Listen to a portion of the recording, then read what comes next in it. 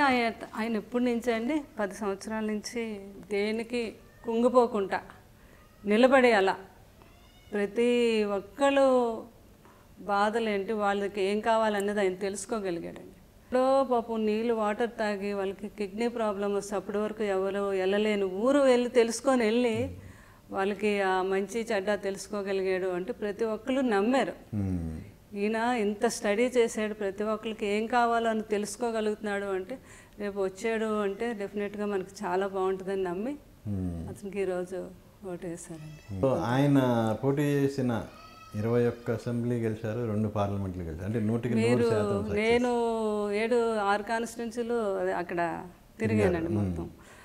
వాళ్ళందరూ చాలా హ్యాపీగా ఫీల్ అయ్యారు. అంటే గెలిచే ఇప్పుడు భూపతిరాజు శ్రీనివాస్ వర్మ గారు కూడా వీళ్ళంతా కృష్ణరాజు గారు వీళ్ళంతా కలిసి పనిచేశారు కదా, కృష్ణరాజు గారితో కలిసి పనిచేసిన పిల్లాడే ఆయన.